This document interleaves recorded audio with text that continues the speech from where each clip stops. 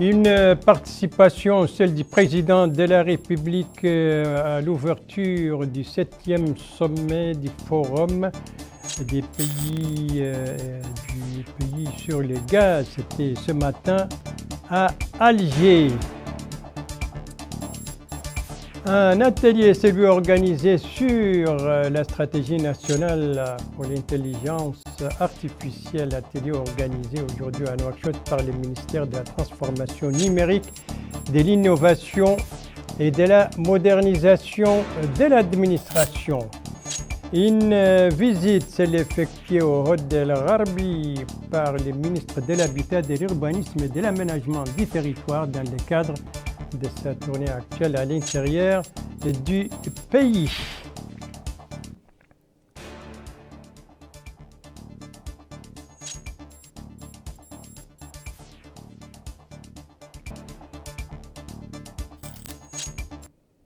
Voilà, tels étaient donc les principaux titres du journal et c'est parti, mesdames, mesdemoiselles, messieurs, bonsoir et bienvenue à votre 21h30 de ce samedi 2 mars 2023. 21h30 à Nouakchott, une heure de plus à Alger où s'est ouvert aujourd'hui le 7e sommet des chefs d'État et de gouvernement des pays membres du Forum sur le gaz et c'était en présence du président de la République, M. Mohamed Ould Cheikh El Ghazouani. Alors, qu'attend-on de ce sommet et dans quel contexte intervient-il?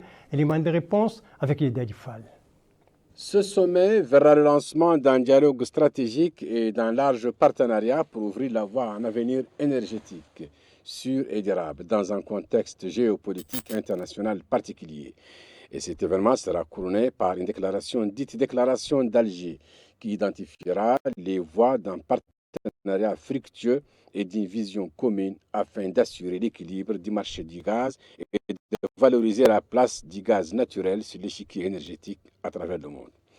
Le sommet d'Alger se déroule dans un contexte marqué par l'importance croissante accordée au gaz naturel en tant que source d'énergie cruciale pour le développement économique et social, car il s'agit de l'une des sources d'énergie alternatives les plus importantes, propres et respectueuses de l'environnement, ce qui appelle à approfondir la réflexion et la concertation afin de confirmer la valeur du gaz en tant que ressource essentielle pour la transition énergétique, de relever les défis du développement des technologies d'extraction et d'encourager l'investissement dans la recherche et l'expansion des champs d'exploitation dans le cadre de partenariats fructueux entre les pays producteurs et les pays consommateurs.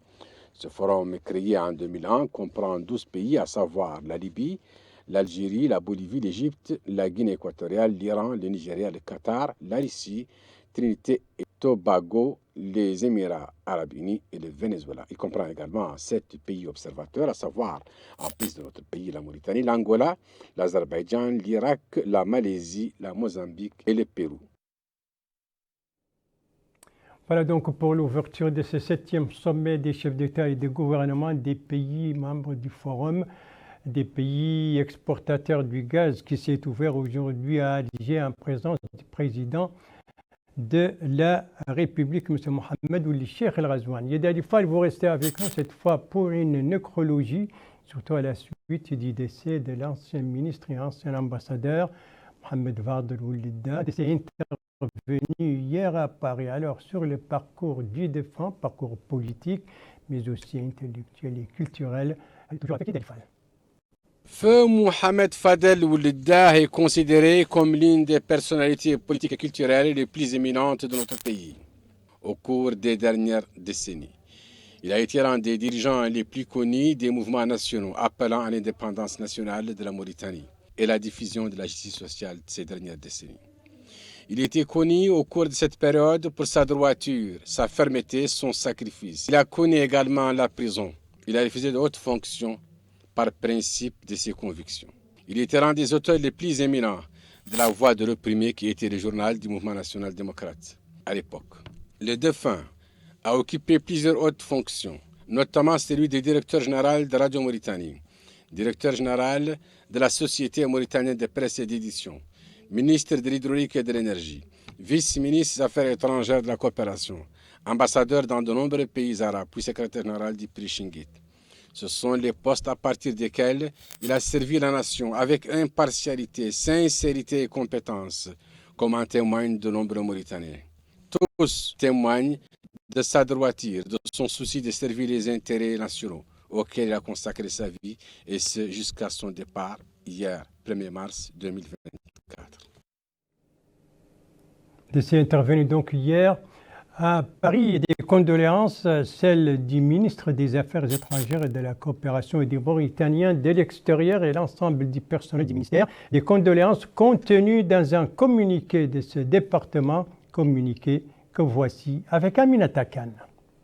Le ministère des Affaires étrangères, de la coopération et des Mauritaniens établis à l'étranger a appris avec une grande tristesse la nouvelle du décès de son Excellence Ahmed Wadel Oulmda, ancien ambassadeur de notre pays et qui a servi le pays avec dévouement.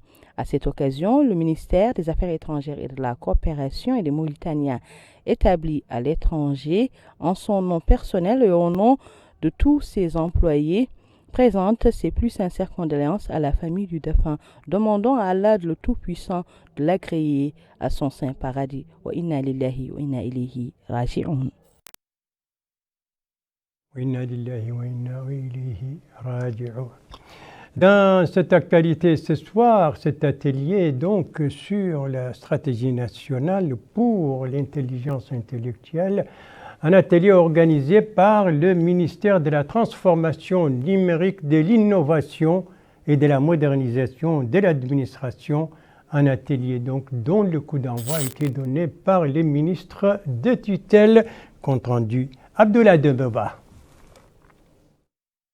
Ces rencontres d'une journée comptent élaborer une stratégie permettant d'accroître les rendements des différents services gouvernementaux se rapportant particulièrement à la santé, à l'éducation, à l'industrie, entre autres. C'est par le biais de l'usage de l'intelligence artificielle. Cet atelier s'est tenu en présence de certains membres du gouvernement et d'experts du secteur des technologies de l'information et de la communication. Le ministre de la Transition numérique, de l'Innovation et de la Modernisation de l'administration, Mohamed Abdallah Oulouli, a affirmé que ces rencontres se tiennent à un moment où l'évolution de l'intelligence artificielle s'accélère, nécessitant la définition d'une vision pour une stratégie nationale dans ce domaine. Il a en outre indiqué que cette évolution des technologies de l'information et de la communication offre des opportunités sans précédent dans le domaine économique et social et permet d'améliorer la performance et l'efficacité du travail gouvernemental. Cet atelier a été marqué par différents panels qui ont été une opportunité pour les différents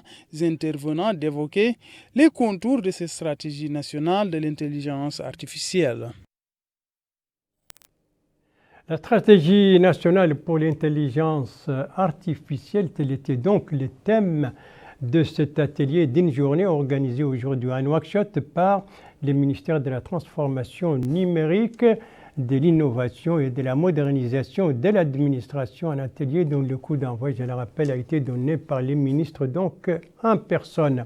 Et son collègue de l'habitat, de l'urbanisme et de l'aménagement du territoire poursuit pendant ce temps sa tournée à l'intérieur du pays. Il était aujourd'hui au Hod El Gharbi, précisément dans les Muqata d'Ayoun et de Tintan. Alors, sur les différentes étapes et les activités durant ces étapes du ministre, un reportage de notre correspondant permanent là-bas, Mohamed Ould Bilal, compte rendu revient en français par Yad Alifal. Le centre hospitalier de la ville d'Ayoun constitue la première étape de la visite effectuée par les ministres de l'Habitat, l'Urbanisme et de l'Aménagement du territoire dans la wilaya du Hod El Gharbi. Sur place, le ministre, en compagnie du wali de la wilaya, a été édifié sur le plan du centre hospitalier et les différentes phases de sa construction. Ce centre a une capacité de 80 lits et est composé de 6 ailes. Il est considéré comme une future référence dans la région. Les annexes du lycée de Douerara ont également été visitées par le ministre de l'Habitat. L'école Rayyan a été également une des étapes du ministre de l'Habitat. À Tintan, le ministre s'est rendu sur les tronçons de route construits dernièrement dans la ville dans le cadre de la modernisation de celle-ci. 13 km de route sont en construction dans cette ville. Le ministre a déclaré que sa visite dans la ville est une occasion pour voir de près l'avancement des travaux dans différents secteurs dépendants de son département. Il a déclaré que les travaux avancent de manière acceptable dans l'hôpital de la ville et qu'il est prévu que les travaux se terminent dans les délais requis. Il est également revenu sur l'importance de cette infrastructure pour la wilaya. Évoquant l'école primaire et le lycée, il a déclaré qu'il s'agit d'une réponse à une demande des habitants des villes concernées. Revenant sur les travaux des routes, le ministre a remercié le Fonds saoudien pour avoir financé ces 13 kilomètres. Cette visite a permis au ministre de s'informer sur les travaux, mais également d'insister auprès des exécutants de ces infrastructures sur la nécessité de respecter la qualité, la quantité et les délais prévus pour l'exécution des marchés. Voilà, le ministre de l'Habitat, de l'Urbanisme et de l'Aménagement du territoire aujourd'hui au Hod, précisément dans les Muqata d'Ayoun et de Tintin, dans le cadre donc de cette tournée qu'il effectue actuellement à l'intérieur du pays, tournée d'inspection des chantiers relevant de son département. Retour à Nouakchott pour parler de cette activité du MASEF, le ministère de l'Action sociale, de l'enfance et de la famille, une activité relative aux mutilations génitales féminines. Alors, sur la nature de cette activité et le nombre de participants, des précisions avec Aminata Khan. Participent à cet atelier plusieurs pays de la sous-région qui recevront 3 jours durant une formation axée sur la pratique des mutilations génitales féminines qui existent encore dans certains pays et y seront sensibilisés aux méthodes permettant de lutter contre ce phénomène. Prenant la parole à cette occasion, le secrétaire général par l'intérim au niveau du ministère de la Santé, Ali Ould Ahmed Zein, a déclaré dans un discours prononcé pour la circonstance que l'élimination de plusieurs fléaux conduisant à l'infertilité font partie du plan national de développement de la santé pour la période quinquennale qui prévoit la création d'un environnement institutionnel favorable pour encourager l'abandon de certaines pratiques néfastes pour la santé de la femme. En outre, il a indiqué que la stratégie comprend également la mise en place d'une plateforme multisectorielle pour lutter contre les violences basées sur le genre pour renforcer les capacités des acteurs concernés. Il a ajouté que notre pays a fait de grands progrès dans la lutte contre les pratiques telles que les mutilations génitales féminines et indique qu'il y a une baisse de cette pratique à un taux de 61%, comme en témoignent les indicateurs. Lui succédant, la présidente de l'association mauritanienne pour la promotion de la famille, Mariam Ahmed Aïcha, a déclaré que l'association intervient dans 5 wilayas à travers 8 points pour fournir des services dans le domaine de la santé reproductive et comprend également des équipes mobiles pour sensibiliser les groupes vulnérables dans 15 villages au niveau rural. Elle a remercié la Fédération internationale pour la planification familiale d'avoir choisi notre pays comme siège du centre d'excellence et contribuera ainsi à l'élimination du phénomène des filles en déperdition scolaire, mais également de l'excision des filles. Le directeur général de la Fédération internationale pour la planification familiale a remercié l'association mauritanienne pour avoir travaillé avec la Fédération dans l'éradication de certains maux qui touchent les femmes. Et il a indiqué que son institution continuera d'apporter son soutien aux associations qui militent pour la défense des droits des femmes. Il a indiqué que son institution continuera d'apporter les soutiens nécessaires aux associations qui militent pour le droit des femmes. À la fin de la cérémonie officielle, les membres de la délégation ont visité le centre Safia 6 dans la Muqata'a de Darnaïm. Et ça, c'était cette activité. C'était donc aujourd'hui à Nouakchott. Nouakchott qui, comme d'ailleurs l'intérieur du pays, vit actuellement à l'heure de la semaine nationale de la culture, de la jeunesse, des sports scolaires. Une semaine qui est entrée ce soir dans sa 3e soirée consécutive. Alors, comment s'est caractérisée hier soir la 2e soirée de cette semaine au niveau des 3 wilayas de la capitale? Élément de réponse avec Abdoulaye Dembaba. C'est au sein de l'enceinte du complexe olympique et sportif de la Muqata de Tafragzena, relevant de la wilaya Nouakchott-Ouest, qu'a eu lieu cette soirée organisée dans le cadre de la Semaine nationale de la culture, de la jeunesse et du sport scolaire. Cette soirée a été marquée par plusieurs activités, dont la présentation de recueils de poèmes de Mehdi Naboui, en plus de sketchs au public. Cette activité a aussi été une opportunité. Cette soirée a aussi été marquée par un concours de récitation du Saint-Coran et des exposés qui ont été une opportunité de mettre en avant l'importance de la solidarité et du rôle des jeunes dans la construction du pays. À Nouakchott Nord, c'est au sein de la maison du livre de Tahrir relevant de la Moukhata de Toujinine que cette soirée a été organisée dans le cadre de la Semaine nationale de la culture, la jeunesse et du sport scolaire. Les autorités administratives et sécuritaires et les acteurs locaux ont pris part à ces rencontres. Elle a été marquée par la prestation de plusieurs troupes de Mehdi Naboui de Sedulaya. En plus, les différents intervenants ont évoqué l'unité nationale. À l'aide de sketchs, le public a été sensibilisé sur l'importance de l'école de la République. Le Wali Moussaïd a par ailleurs eu à visiter cette exposition qui a été préparée dans le cadre de cet événement.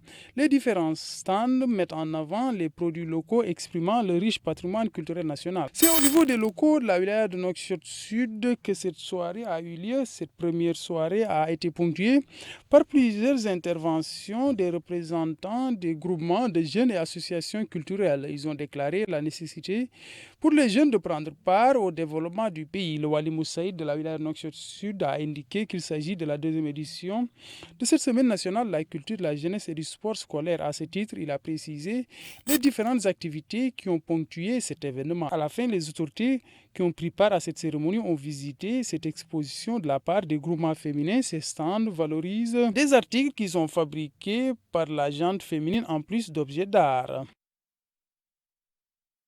Voilà donc la semaine nationale de la culture, de la jeunesse, des sports scolaires qui bat son plein tant à Nouakchott qu'à l'intérieur du pays. Cette semaine, je le rappelle, a été ouverte jeudi soir dernier et doit durer 4 jours. Merci de suivre les JTF de Mauritanie. La suite du journal avec un forum, une journée, une conférence et un tournoi. Eh bien, le forum, c'est celui du développement d'Mbout. C'est celui d'Mbout pour le développement local, un forum dont la première édition vient d'être lancée, c'était ce matin. Sur l'objectif de ce forum et où a été lancée cette première édition de ce forum, élément de réponse avec notre correspondant permanent là-bas, Mohamed Ali Saleh, compte rendu revient en français par Aminata Khan. La première édition du Forum pour le développement local à Mbout a eu lieu au niveau du barrage de Foumelglita. L'objectif étant de mettre la lumière sur les potentialités économiques dont regorge la Moukhata de Mbout, qui est la Moukhata la plus peuplée de la wilaya du Gorgol. Présent à la rencontre, le Wali Saïd Mohamed Mahmoud ou Mohamed El Mokhtar a loué cette initiative qui, dira-t-il, est importante à plus d'un titre car elle permettra de mettre en relief les priorités et les axes stratégiques pour le développement d'Mbout. Il poursuit en indiquant qu'il compte sur les recommandations de ce forum pour travailler en synergie avec les résultats issus de ce forum pour appuyer la stratégie du gouvernement. Il a également passé en revue les interventions que mène l'État depuis plusieurs années au profit du développement de la Moukhata d'Mbout. Lui succédant, la présidente du forum, Aïssata Yayaba, a indiqué que cette rencontre est à l'initiative des cadres élus et acteurs de la société civile de la Moukhata qui compte 9 communes. Elle a dit qu'elle est heureuse de participer à cette rencontre qui mettra en relief plusieurs points. Elle note les interventions du gouvernement qui ont sensiblement permis d'améliorer l'autosuffisance alimentaire, mais également de mettre en place des infrastructures de base pour permettre l'éducation et la santé des enfants de cette Moukhata. Plusieurs autres intervenants se sont succédés à la tribune. Ils ont tous abondé dans le même sens, remerciant le gouvernement pour la présence et pour l'appui constant. Voilà donc pour ce forum de Mbout pour le développement local dont la première édition a commencé ce matin au niveau de Foumelglita. Eh bien, elle aussi, elle est à sa première édition. Elle, c'est la conférence virtuelle pour le développement durable. On doit voir les images, n'est-ce pas? Allez, voilà donc, et cette conférence, son coup d'envoi, c'était hier soir avec participation de notre pays. Et d'ailleurs, le titre, c'était le sommet, la Mauritanie vers le sommet.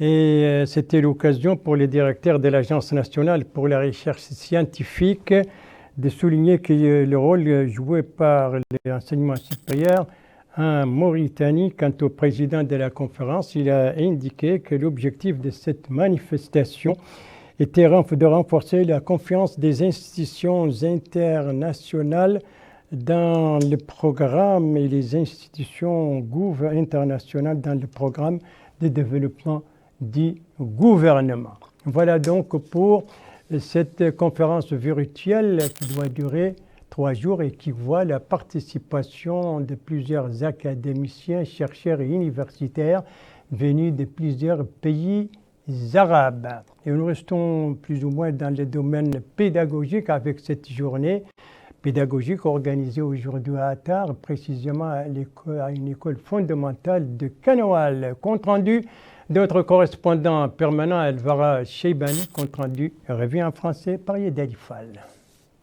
L'école Kanawal 9 est la plus ancienne école primaire d'Attar. Elle abrite la journée pédagogique organisée sur le thème « Nos élèves sont les élites de l'avenir et le fondement de la nation ». Les autorités administratives, sécuritaires, les élus locaux et la famille scolaire étaient tous présents à cet événement qui a pour but d'initier les élèves à fournir des efforts dans leurs études. Le Wali de l'Adrar a loué cette initiative et a remercié les organisateurs de celle-ci. Il s'est félicité de la présence en grand nombre des élèves et de leurs parents.